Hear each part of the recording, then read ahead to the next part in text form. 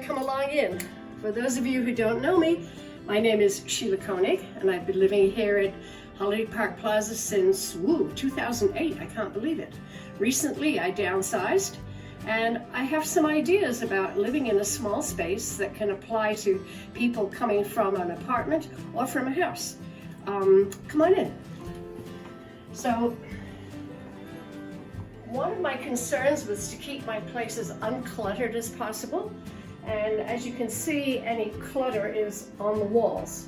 I have a lot of art that I dearly love, and I wanted to make sure that I had it all with me. Apart from that, two things I thought would be important would be to have two kind of accent or large pieces to anchor everything. So the daybed is over here, and then this chest that my husband and I dearly loved is over here. The daybed I chose instead of a regular bed because I didn't want the place to look like a motel room. And I chose the daybed rather than a fold-out couch because a fold-out couch, you've got to move so much furniture to make your bed at the end of the day.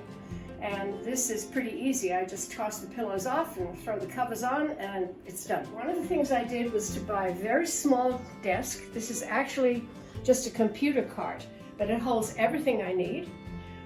You'd be surprised actually at how little filing space you really do need.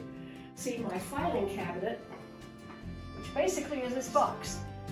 Because I have so much online now that I really don't need to collect lots and lots of paper. My closet is big, as you can see, but big closets don't necessarily make for convenience or for good storage.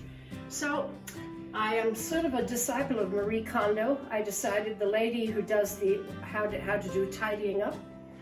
So I followed her advice and I bought these containers from the Container Store. I really like these because they're sturdy, they're strong, they glide easily. And as you can see, I sort of have everything done in a file cabinet sort of way, the way I'm storing. One thing I did here was have a low bar put in so that I would have double the amount of space for hanging short things. And then this is where I hang the longer clothes. And there's still space at the bottom for lots of storage.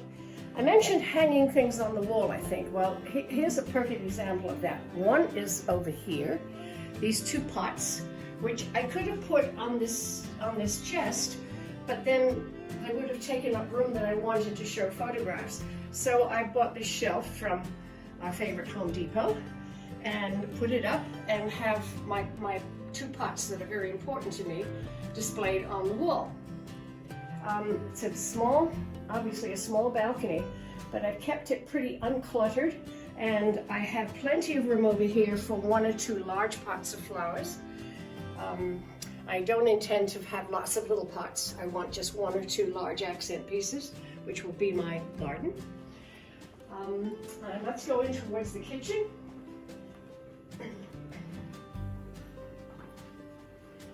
I sort of approach storage with the divide and conquer mentality. So I bought, or I had, I guess, these plastic covered wire shelves. And you can see they give you an enormous amount of space just by dividing up the space. I had what everybody has, a nice big block with my knives in it. It was great. However, if I put that on this counter, I would have no room for anything. So I bought a magnetic knife holder, and it hangs my stuff on the wall, gets it out of the way. Another thing I did, rather than have a dish drainer on here, I have one of these absorbent mats, and the few dishes I use for breakfast and lunch, I wash and throw on here. And they drain in very short time, and I can put them away, fold this up, and I'm free of clutter. I think you've gathered by now I hate clutter. We all remember Imelda Marcos, who had a whole lot of shoes. Well, this is my Imelda Marcos closet. It's a great storage thing that I bought from Amazon, where a lot of goodies come from. And I can store almost twice as many shoes. Admittedly, they do need dusting from time to time, but that's not that hard to do.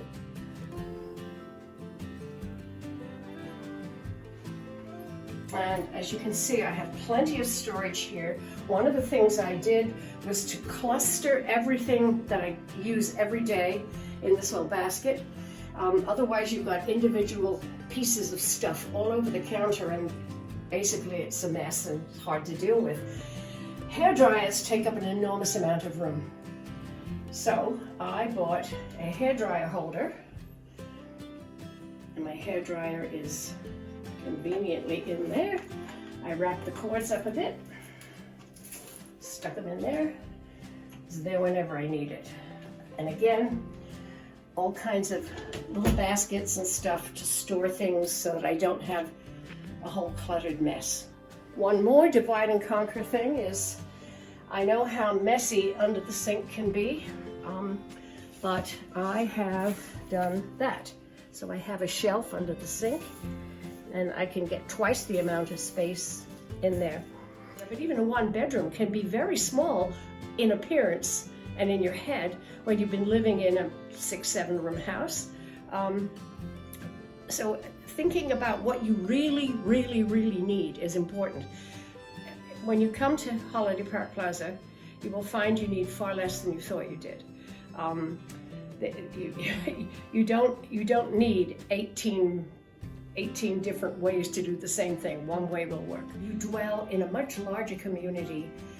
You can be completely alone in your small, intimate space by just closing the door. Or you can go out and be part of a greater community, and there's always people there. It's not as if you are isolated. I've not felt isolated the whole time, even during COVID, never. So this small space it's my nest. I was surprised actually once I sort of moved in here and got myself organized, which happened really quite quickly, at just how comfortable I felt.